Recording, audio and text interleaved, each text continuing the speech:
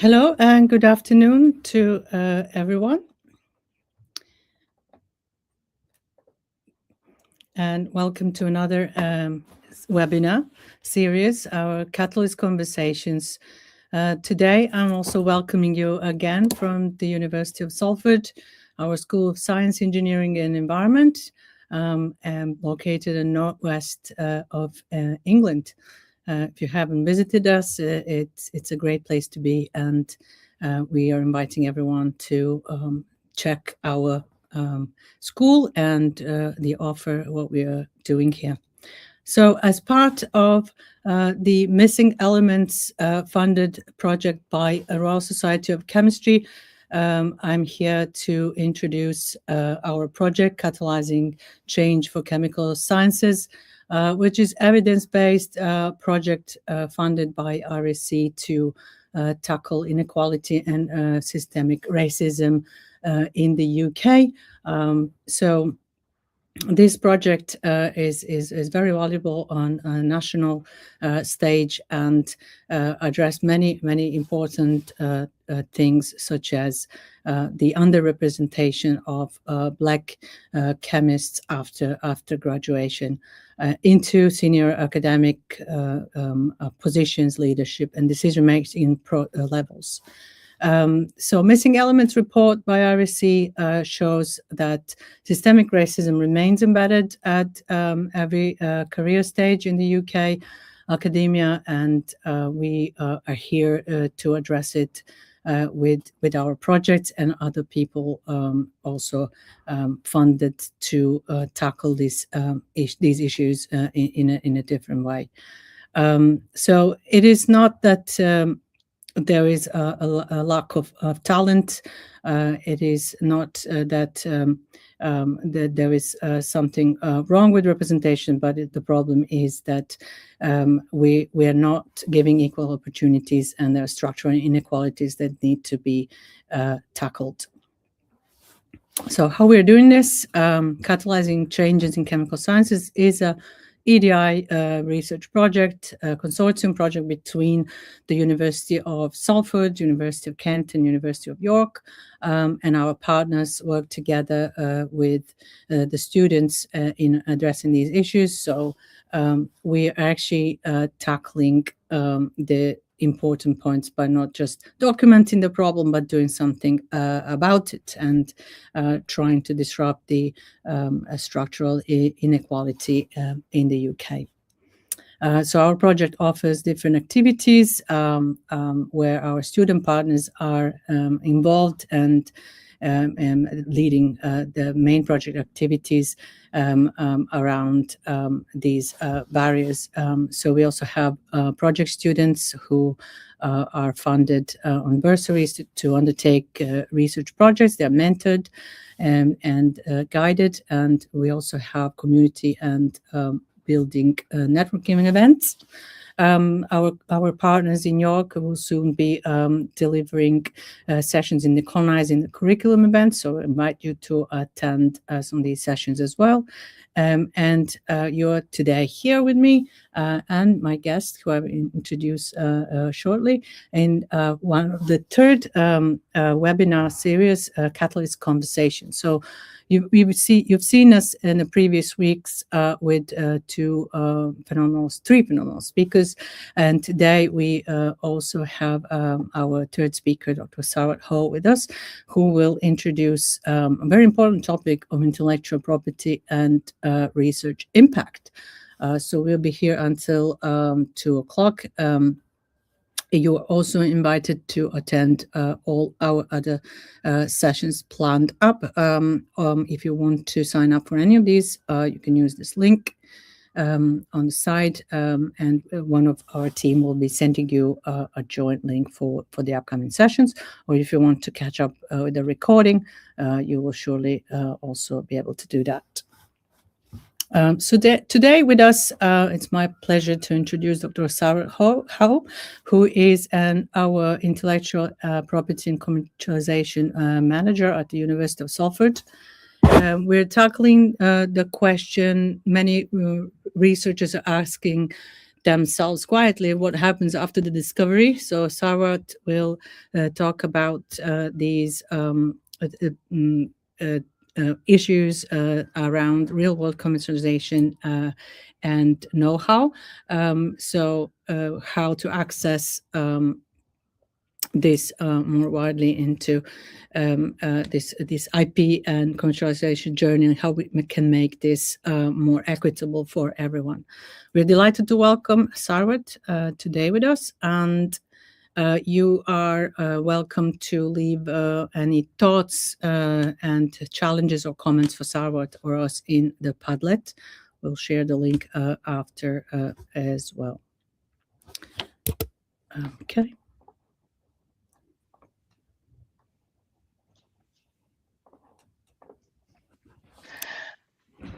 Thank you very much for that wonderful introduction, Jelka, and thank you so much for having me here today. It's such a delight and a privilege to be part of such an important project, so thank you all so much. Thank you all as well for joining wherever you are, whether you're joining individually, as a group, or as part of a watch party, whether you're watching live or watching the recording. I'm so glad you're here, so thank you for joining, and I really hope you enjoy my talk. So let's get to it. You make a discovery, you're in the lab, your experiments are going really, really well. You're at your desk, you're writing code, you're running simulations, you've got some really promising results, and you think, there might be something here. I think I've done something really, really amazing. This could make a big difference. You make a discovery.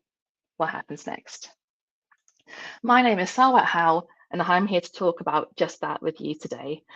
When you make a discovery in the lab, when your simulations go well, when you've got some great experimental results, how do you turn that discovery into a product or service that could be used outside of academia to make a change and generate real world impact? How do you go about that journey? I work within the IP and commercialization team at the University of Salford. We have counterparts at all different universities within the United Kingdom. You might find that team is called the Technology Transfer Office, or the TTO, or the IP and commercialization team. And in this talk, I will use those terms interchangeably. So you'll hear me saying TTO and IP&C. And in the context of this presentation, they essentially mean the same thing. So the team is small at the University of Salford. It's myself and my boss, Paul Sillar. And what technology transfer offices do is we work across the university, regardless of which department, school, or faculty. We work across the university to help you develop university research into products and services that can have a positive social, economic, and environmental impact outside of society, so your work can make a tangible change. the arrow on the right-hand side of the slide shows a short summary of the commercialization journey. And of course, you can talk to us at any point during the commercialization journey, but I appreciate you're all very busy and you don't have that much time. So the most efficient way of approaching us is once you've done some research and once you've got some promising data that really validates your discovery and shows that your discovery is doing what it says that it's doing. Once you speak to us from there, we'll be able to work with you to develop your discovery into an attractive commercial proposition that we're able to take out of the university and into the marketplace so it can be used to make a difference. We really champion inclusive commercialization at tech transfer offices across the UK, and I really, really mean that, everybody. We encourage researchers from all backgrounds to see themselves as future entrepreneurs. I fully appreciate, I totally get it. It can be really, really challenging to put yourself in that sort of environment where you might be the only person who looks like you in the room, or you might not be able to relate to others within the room and they might not be able to relate to you. And I understand what an undertaking that is. There are some wonderful webinars in this series which will equip you with tools and techniques to be able to navigate those situations and to be able to go forth and explore commercialization and be that person in the room. I won't go into that today. That's not really the purpose of this talk, but I would highly recommend you have a look at other webinars within this series and have a look at the ones that have already been streamed as well, because there is some fantastic advice within those webinars.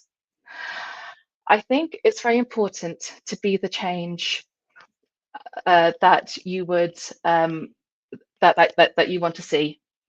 And indeed, I've been in situations where I've seen kind of senior members of staff who look like me, and I think, wow, that is an inspiration. And I've also been approached by other members of the university saying, Sarwat, it's really great to see a person of colour doing a talk. So it's really, really important, I think, to be the change that you want to see. So I would really, really recommend, if there's one thing that you take home from this talk, if there's one message that I want you to really, really retain, is if you want to explore IP and commercialization, come and talk to us. Come and talk to your TTO. We are always very, very happy and very, very open to helping you and guiding you along the commercialization journey, regardless of your background. Before I get into the main content of kind of IP, commercialization, the journey, the support, I'll tell you a bit about me first. So how did I get here? And honestly, everyone, the short answer is by accident. I never set out to, when I grow up, I want to be an IP commercialization manager. It just happened throughout the course of my career, and my journey just kind of ended up over here, really. So I too am a proud holder of a chemistry degree. So I did chemistry at Bristol, and then I did a PhD in engineering at the University of Cambridge. I've done lots of little things. So I used to work in industry as an engineer. I had a short stint in consultancy right after my PhD. And I've done this sort of tech transfer, knowledge exchange role across some different universities, also in the NHS and within the civil service as well. I'm actually currently undergoing career coaching, and the objective of that is to work with my coach and help me identify what's next for me. And I think that's a very normal transition throughout your career. I'll be honest, I still don't know what I want to be when I grow up. So hopefully working with my coach will help me to crystallize that. So I've said, okay, we work with you to get your discoveries into products and services that can be taken out of the university, but what does that look like for someone like me? So here is my day in the life of an IP and commercialization manager. I know it sounds very cliched, but honestly, no 2 days are genuinely the same, and my boss Paul will back me up when I say this as well. This job is so varied and so much fun, and every day is genuinely different. But if I had to distill it down into a series of tasks, here's how I would do it. So a big part of my role, and honestly, like my favorite part of my role is doing stuff like this, is actually going out there and doing talks and talking to the community and upskilling people in IP and commercialization. A big part of my role is also spent at my desk, sort of doing very detail focused, looking at legal contracts, doing due diligence, looking at commercial and technical assessments.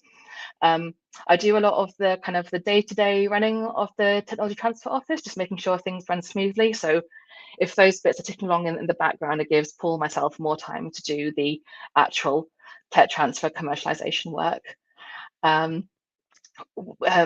A big part of the role is also looking at diplomacy and relationship management. So we work across the university and outside the university with several different stakeholders.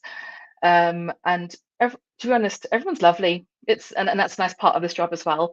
So a big part of my role, again, is just managing those relationships and making sure they remain good working relationships. Certainly at Salford, Paul and I have become a sort of a one-stop shop for intellectual property queries. So if people want to come and talk to us and have questions about IP, they're coming up on our door, and we assist with that. And then there's also the strategy and negotiation side of things as well. So we do lots and lots of different things, as you can see, which is why this job is just so interesting and multifaceted. And honestly, no 2 days are genuinely the same. Right, that's enough about me. Let's get into the actual content of the talk. So I'm going to talk to you about intellectual property strategy, commercial potential decoded, and the commercialization journey and how we can help you. So IP strategy. So whether you're watching this individually or in a group, I would just like you to think about, do I know what IP is? Have I heard the term before? Does it sound like a big scary word, which sounds like very legal terminology, and I'm not sure what to do with it? Where are you at with IP? So the way I like to explain it is IP, or intellectual property, is a creation of the mind.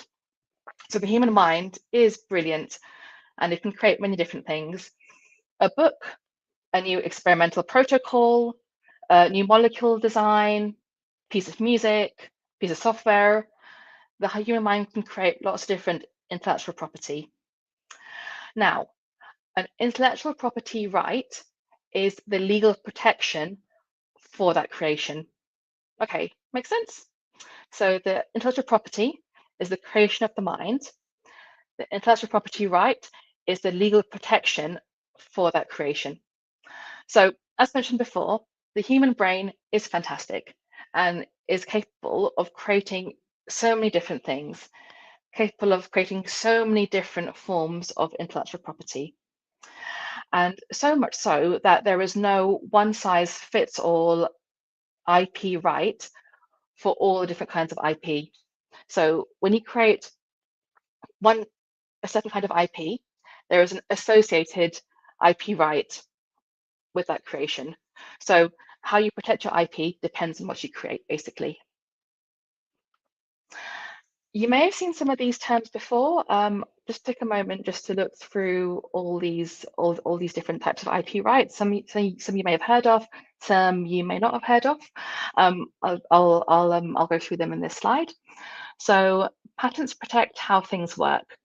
So it might be a new synthesis process. It might be a new part of machinery. It might be a new molecule for a different indication. So patents protect how things work. Trademarks protect brands and logos. And this is also very important as well, because if you see something like, I don't know, the Apple brand or the Samsung brand, that then evokes the brand reputation and what it's like and the kind of things that they do. So companies are often very protective over their brand identity, and filing a trademark is one way to secure that.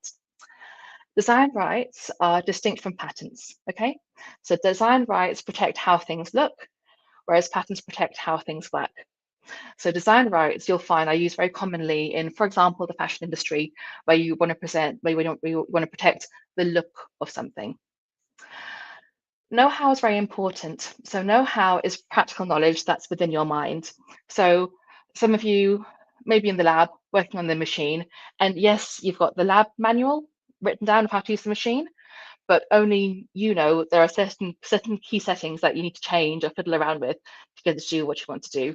That's know-how, and that's really, really important. While knowledge stays in your head, it remains know-how. Once it comes out of your head into another medium, so once it's written down, once it's painted, once it's performed, that's when it becomes copyright, because copyright protects the expression of ideas. So things like paintings, a piece of music, a piece of software. And I suppose the last piece of IP right, which is really, really relevant for all of you, is database rights. So interestingly, data is not protected by copyright. And the reason for that is data is not something that you create. Well, it shouldn't be something that you create. Data is something that you measure and you record. So it cannot be protected by copyright itself. But a lot of you will generate data and you will arrange that data in a specific order in a database that's designed for it to be analyzed and interrogated. And the arrangement of data in that order in a database that can be interrogated, that arrangement is protected by database rights. So patents, trademarks, and design rights are all what's called registrable intellectual property. So that means that you have to file it at the UK Intellectual Property Office, and then there's often a cost associated with that as well. Know-how, copyright, and database rights are what's called unregistrable rights. So it means that you don't have to register them, and they just come into being as they're created, so they're totally free. So if someone comes up to you and says, "Oh, I'll register your copyright for you," don't listen to them and don't give them your money. Absolutely not. Copyright, know-how, and database rights, they all come into being as the IP is created. Okay. So you might be saying to me, "Well, Sarwat, I'm a researcher. I do my work for public good. I want to make discoveries and give them away so anyone who needs them can access them and use them to benefit." And it makes sense, right? Working in a university, we are all about the pursuit of new knowledge and new innovations to benefit society. So why are IP rights relevant to me? And that's a really, really fair question. It absolutely is. So how I like to explain it is we acknowledge and we understand, right, that creating new ideas, it takes time, it takes money, it takes expertise. You've all been studying for a really long time, right? You didn't get this knowledge overnight, did you? It takes effort. It takes risk, especially with, high risk research. You don't know whether the experiments are going to work or not. So it takes risk. And when you develop something really, really good, it can be an extremely valuable asset. It can be really, really useful. So the way to think about intellectual property rights is that they are a bargain between the inventor and the state. So in exchange for example, filing your IP at the UK IPO, or in exchange for telling people about your idea, the state offers protection for your idea for a certain amount of time. And the reasoning behind that is you don't want to spend all this time developing this wonderful idea for some unscrupulous person to run off with it and say, "I made this, I discovered this is all mine, and I'm going to make some money off it." That's completely unacceptable. So IP rights just gives you the right to say, actually, no, you did not create this. I created this. This is mine, because you have that proof. You have that IP right. So the protection acts as an incentive for inventors and innovators to take the risk, to put their time and effort and money into creating new innovations with the knowledge that they can protect them. And it enables to gain that recognition and that financial benefit from their invention as well. Society then benefits from the innovations because they're out there being used and making a difference.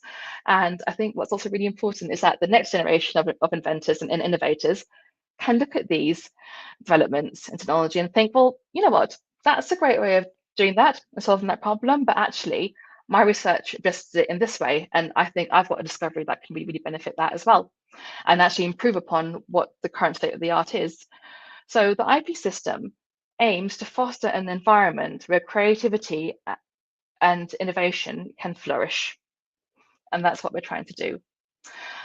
And that's one of the reasons why we say it's really, really important to talk to your TTO and keep them involved in what you're doing. For some forms of IP protection, if you disclose it publicly before you put the protection into place, that can invalidate your protection. So we would never, ever, ever say, "Oh, don't ever publish, don't ever go to conferences, don't ever speak."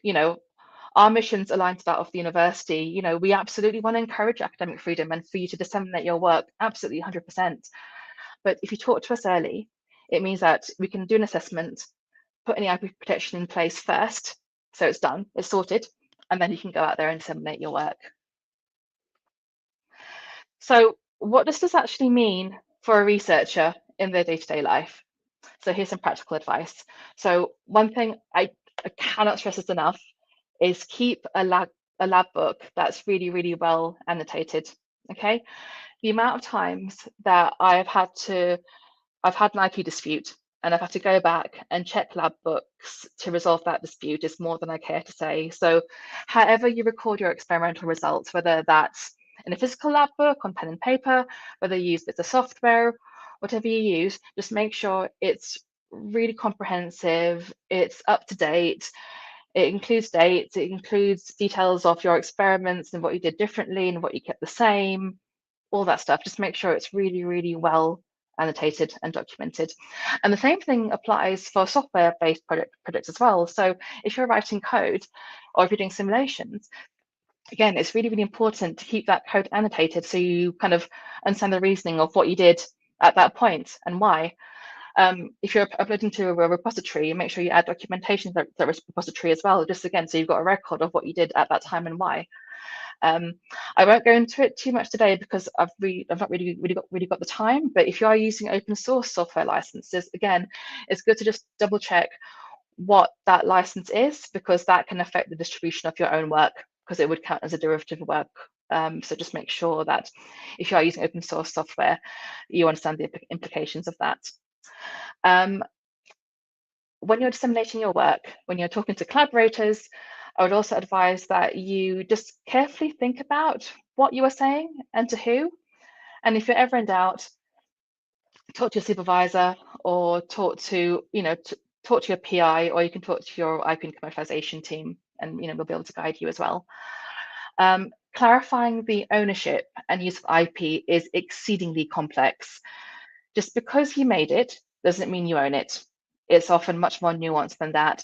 So if you ever have any queries on IP ownership or what your rights are, where you stand, again, just talk to your IP and commercialization team, your tech transfer office at your university, and they'll be able to guide you through this.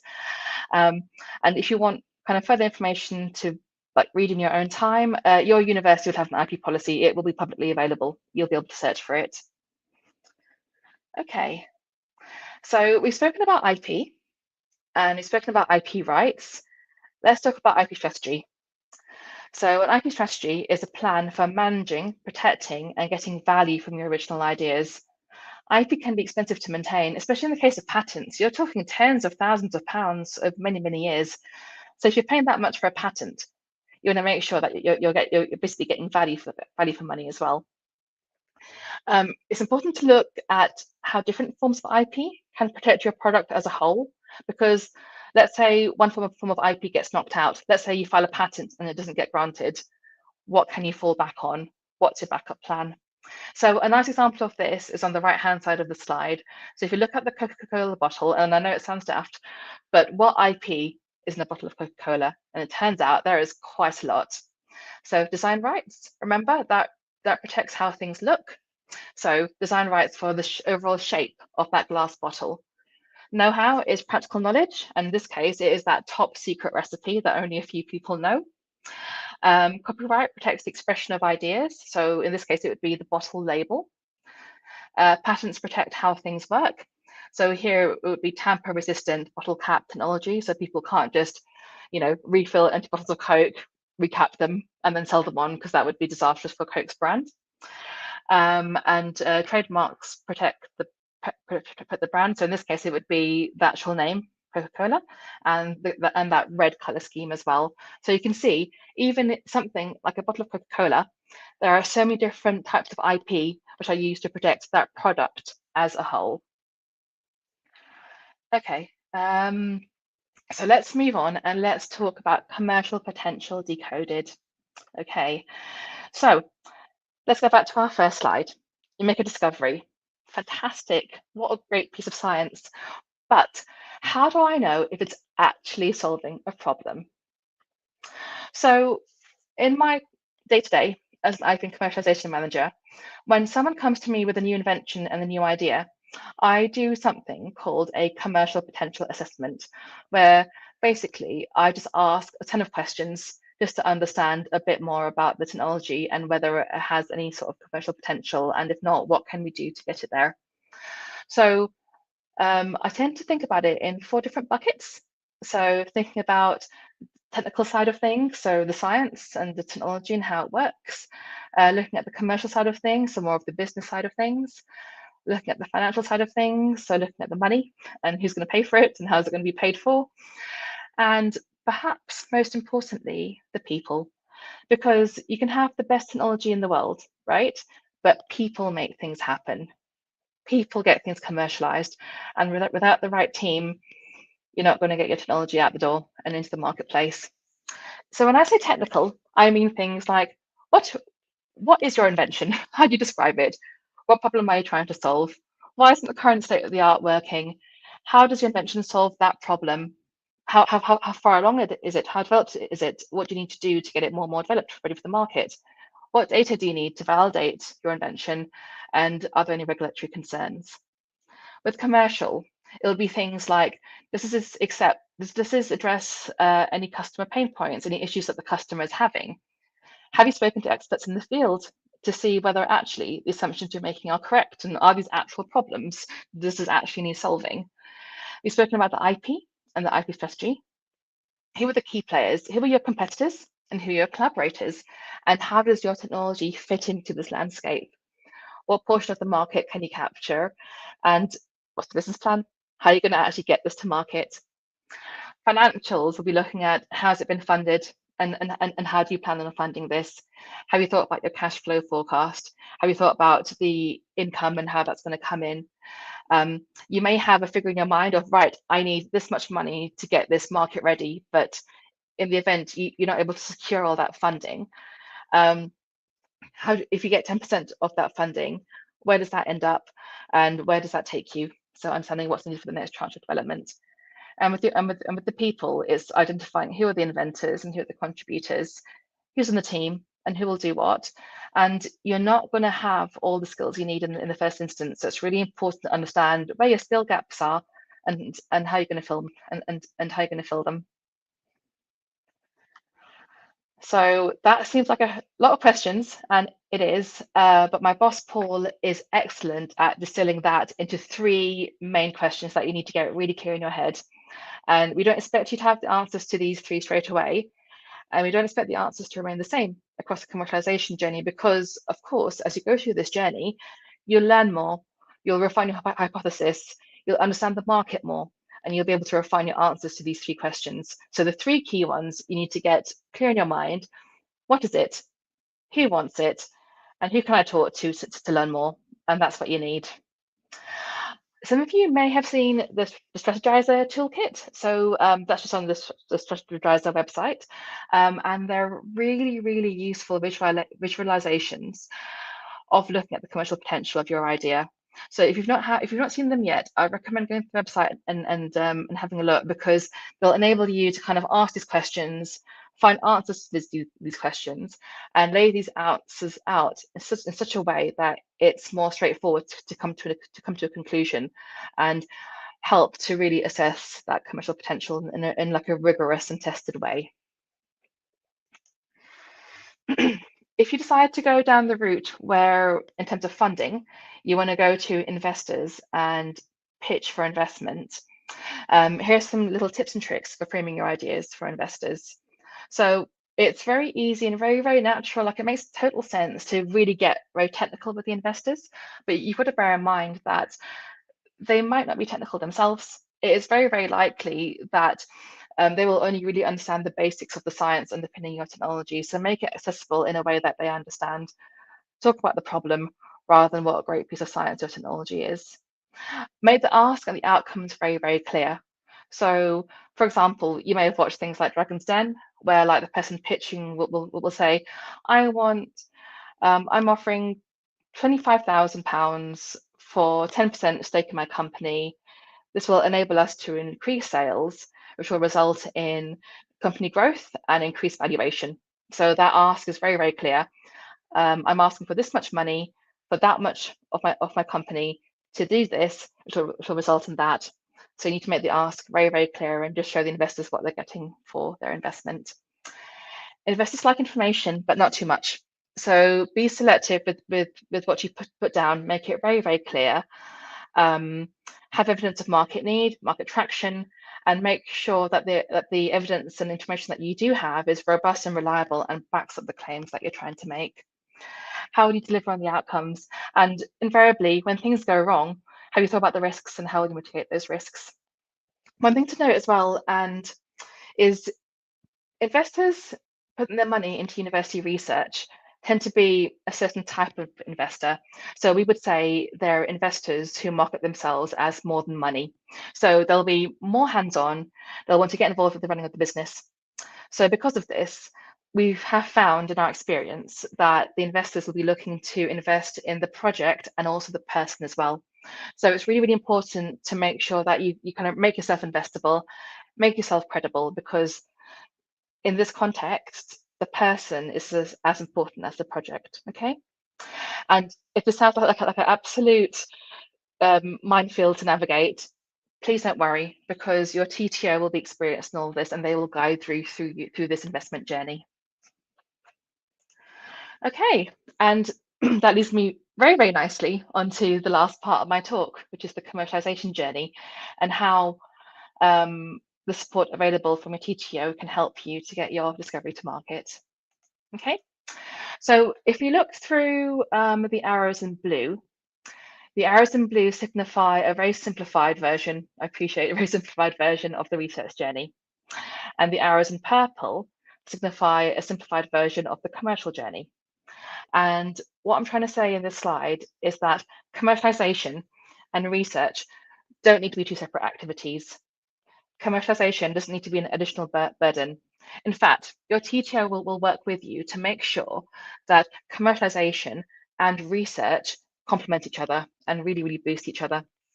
So, for example, you get some great results. You talk to your IP manager. They then work with you to do the commercial assessment, identify how we're going to make your discovery into an investable proposition, put the IP protection in place. You then also go about your usual duties as a researcher, publishing papers, going to conferences, disseminating your work, and getting feedback on your work. And that feedback all feeds into the market assessment, the business case, the tech development plan, all things like that. So both plans really, really do complement each other. Sometimes those conversations, both in the research space and the commercial space, can dig out new research questions that could be answered. So you might talk to somebody in industry and say, you know, my research can do this. And they might say, well, if it could do that, that would be brilliant. And you think, well, actually, that would be quite a straightforward experiment for me to do in the lab. I've got the funding, I've got the consumables. Let's go and do it. And you might not have thought about that angle before. So you can see how having the two conversations side by side and having the activities running in parallel can really help to boost and inform each other.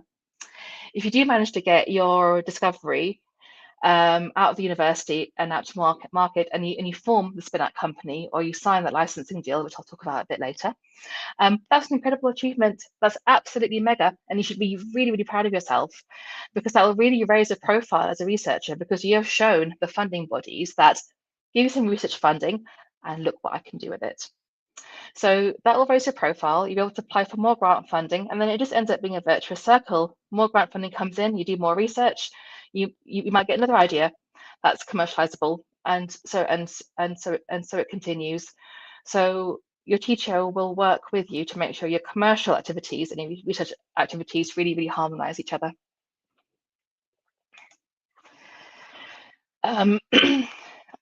You're probably saying to me, Sarwat, I'm so busy. How on earth am I going to find time to do commercialization on top of everything else that I need to do? And I completely get that.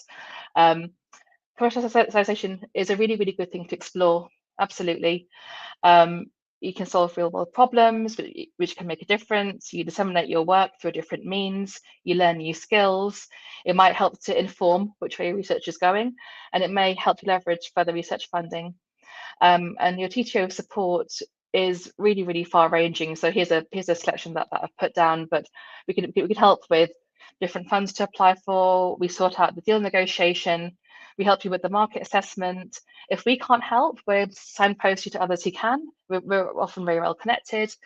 We help you with the strategy side of things and navigating the internal university processes in order to enable your discovery to be brought outside the university. We take care of the IP filing and management. We can assist with getting you on entrepreneurship training. But I think possibly our most important role and bit of support that we can offer is being that friendly face. Sometimes commercialization can be a bit of a thankless job, you know. It might feel like you're going 3 steps forward and taking 2 steps back. And actually, I think just having someone who's been there, worked with other researchers, has done it before, and who can say, you're doing really, really well, well done, keep at it, you're doing brilliantly, your science is so good, we're getting there, you know, they might have said no, but let's go and try this next. I think having that supportive and friendly face, I think, is a really, really key part of what we do and what we can offer. So you may have heard me talk about spin-outs and licenses and using the terms throughout the presentation. So just to make sure that everyone kind of knows what I'm talking about. So licenses. Do any of you have a driving license? Do any of you have a learner's driver's license? Do any of you have no driving license at all? So the ones with no driving license, can you drive a car? And it's not a trick question. The ones who have a learner's license, can you drive by yourself? Nope, you've got to drive with someone with you. Those of you with a full driving license, can you drive by yourself? Yep, of course you can. Is your driving license for every country in the world? Nope, it'll be for the country where it's been issued. Can your license enable you to drive all vehicles? Again, likely not. Likely it's only for cars and vans, for example. Is your license forever, or does it need renewing? So certainly mine is renewing it every 10 years. So a license to drive is similar to a license for IP. It gives you the right to do something, but with some terms attached. So a license for IP is giving somebody else the rights to your IP, the rights to your discovery, to develop it for commercial use, and in return, the university receives some payment, which is then distributed to the inventors and the school and the university via their IP policy. So licensing of IP is typically done with an industrial partner with the means to take this to market. So typically it's for kind of step change improvements rather than very, very disruptive innovations. If you have an innovation that's really, really risky, so for example, things like quantum computing, very risky, we don't know whether it's going to work or not, they tend to be commercialized via a spin-out company. And what that is, it's an entirely new company set up to commercialize university research. The spin-out is granted a license in the same way an industrial partner is to develop the IP, but no royalties are paid. Well, certainly not at Salford anyway. And the university will own a portion of the company as well, and that's in line with government recommendations, so it's fair. And the university will realise the value of its share once the company is sold, because once the company is sold and they're bought by a bigger player, that player will then give the university cash in return for the shares. So you can argue that the spin out might not be sold for another 20 years. So you're almost playing the long game with a spin out company, but might be really, really high value. Whereas the license, you might be getting royalties in after 2-3 years. So there's not one better than the other.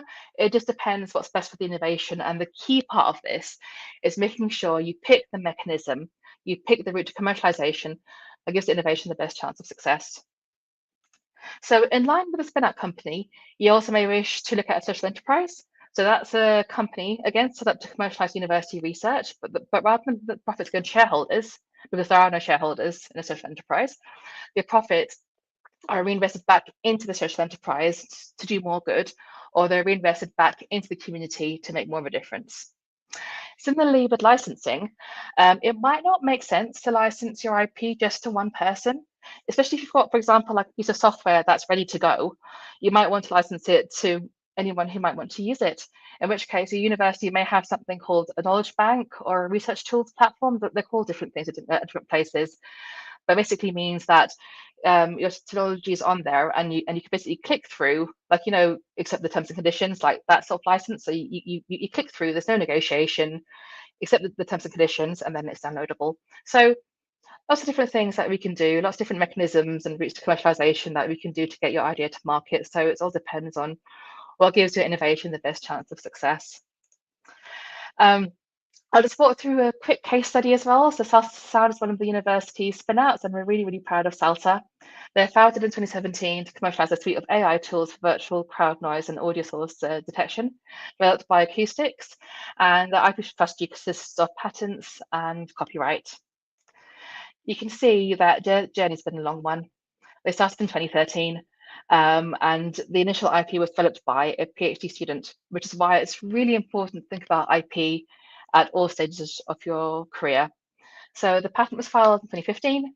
The company was founded in 2017. The license was transacted in the same year as well. And they've just gone from strength to strength to strength. Like, they've grown the team, they've got some really cool projects, and each time we meet with them, it's always really great to figure out what they're doing next. So yeah, we are very, very, very proud of Salsa Sound. In terms of reflections and lessons learned, as I mentioned, it's really key to think about your IP early on at every stage of your career. It's key to validate your assumptions as well and make sure you are solving a problem that actually exists.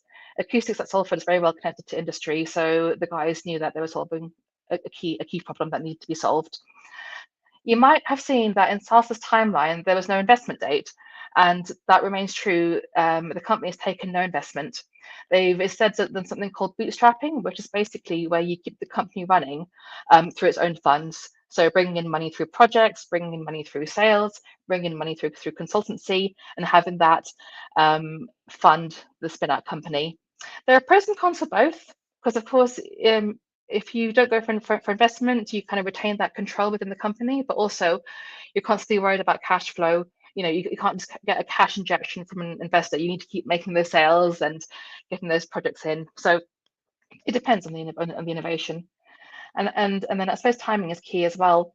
A key part of Salsa's tech is being able to create the immersive stadium experience in your living room. So if you can't go and watch your favorite sports team, how do you feel like you're in a stadium at home? And of course, we all went through a global pandemic. Nobody was able to predict that was going to happen. So sometimes timing is key, but sometimes you just get a bit lucky with what's happening in the world. So who knows? It truly is a journey. So thank you very much for listening today. I really appreciate it. I'll just wrap up, then I can take any questions. But as a scientist who's carrying out research and making amazing discoveries, think about IP. Commercialization is not a blocker to academic work and is absolutely not compromised on academic freedom at all. And your TTO will understand this. We work with all kinds of IP, not just patents. So please come and bring your ideas to us. It's never too early. And there's no such thing as a silly question. So come and talk to us. And if we can't help, we will signpost you to somebody who can. And commercialization is risky, high risk, high reward, right? A lot of the ideas don't make it. I think it's important to note that don't be disappointed if it's not this one or not yet. Just keep persevering. And commercialization truly is a journey, and your TTO are here with you for your journey. So going back to the earlier part of my talk, if there's one thing I want you to take home today and to remember is, if you have any queries to do with IP, please come and talk to your TTO. We're always very happy to help you. Right, thank you everyone for listening. I'm so grateful, and I'll take any questions that you might have. Thank you so much, Sarwat. This was amazing, very clear. I was really left impressed by your opening statement, be the change you want to be. So I captured that on our Padlet. I love it. Yes, I think, leading by example is the way forward, and what you're doing is just brilliant. So let's tackle some questions. I had one that I posted. So let's do that one. That's me. So what helped you realize IP and commercialization was the right career path for you? Oh, that is a really good question. So I suppose for me is I've always loved science since I was a young age, and I always knew I wanted to study science.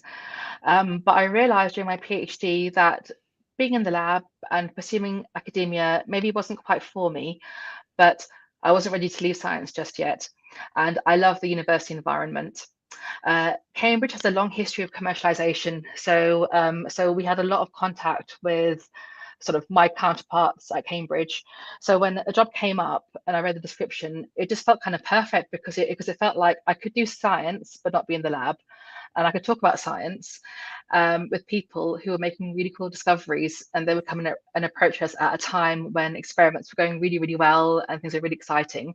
But it also helped to kind of use the science and use my technical background for the commercial side of things as well. So I suppose it was just as I went through my own career journey, understanding what I liked and what my personality was like and what I wanted to do within the scientific field. Thank you, Sarah. So next question is Professor Andy Meyer. Is there any useful commercialization tracker document that's a useful way for monitoring the key steps to take and to keep track? Andy, that is a really helpful question, and thank you so much for raising it. So your institution should have something called an invention disclosure form. So please do go and ask them for it. And this invention disclosure form has basically all the fields that you need to fill in to capture what your invention was at that point in time. So that's really useful for like a one-shot capture.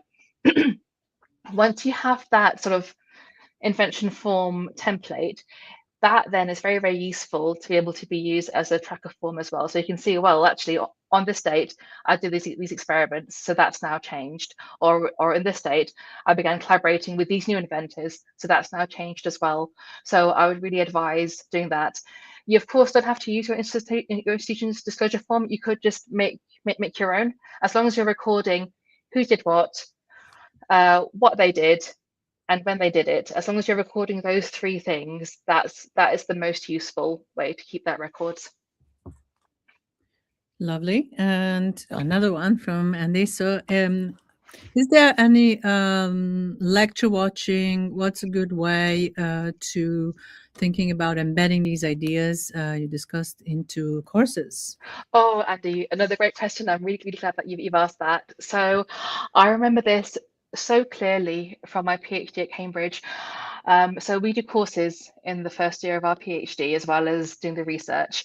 And the lecturers over there were absolutely brilliant at incorporating their commercialization work into their lectures. So for example, they would, if I use display technology as an example, we'd have a lecture on liquid crystal displays and how they work. And at the end, they'd have a case study of like, and here's a spin-up company that I'm creating. And you just think, wow, this is brilliant. This is a really great way of like how the science could be applied and how it could be taken out of the university. But also it's not done by some, it's not some person I can't see and I can't imagine. It's by my lecturer who's in the room, and that person is being a massive inspiration to me.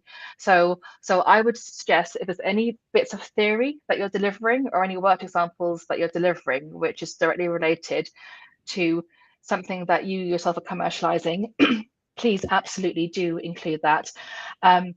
If you're looking for kind of a generic example or something that you yourself aren't quite doing but you'd like to include, I'd recommend talking to Paul and myself if you're at Salford, or talking to your technology transfer office, and they should be able to provide you with some sort of case study that you can use within your lecture notes as well. But I think just having that story to bring the theory to life is just brilliant. It's just wonderful.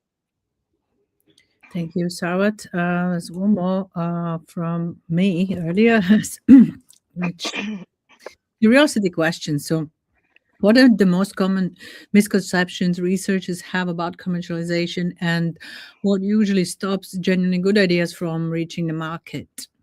Oh, again, really good question, Jelka. Thank you so much for asking. So I would say, I'm just wondering which order to say them in. Okay, so, so the thing I see the most actually, and it is sometimes kind of sad and upsetting actually, is imposter syndrome. So it's people thinking that they can't do commercialization. They've just put themselves into a box as a researcher, and I'm not commercially savvy. I could never do it. I don't know what to do. I don't know how to do it. And I think having that barrier to commercialization is probably one of the biggest things which stops really good ideas from reaching the market is the researcher thinking that they can't do it. And I just want to reiterate that's absolutely not the case. If you're good enough to be a researcher, you can absolutely engage in commercialization. So if you're watching and you're thinking, oh, I don't know whether I've got it in me to do this, talk to your TTO and they will help you and they will guide you. I suppose the other thing that I see as well is worried about losing your academic freedom. If I file a patent, what does this mean for my work? Does it mean that nobody can ever use it? Does this mean that I can't talk about it? Does this mean that I can't go to conferences? And I think dispelling the myth that commercialization and research are two separate things is really, really important. I think understanding that commercialization and research can really complement each other, and you do not have to abandon your values as an academic to do commercialization. Absolutely not. I think that's really, really important to get that message to hit home as well.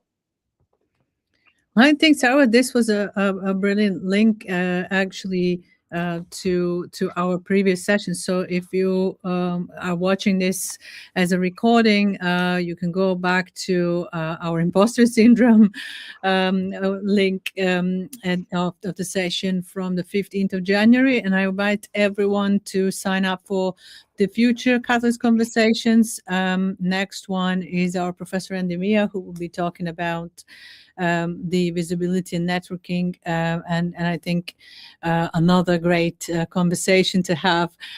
So just wanted to thank everybody for listening and really thank Sarwat for this amazing session today. And I hope everybody learned a lot about IP and commercialization. And thank you, Sarwat, and thank you all for watching.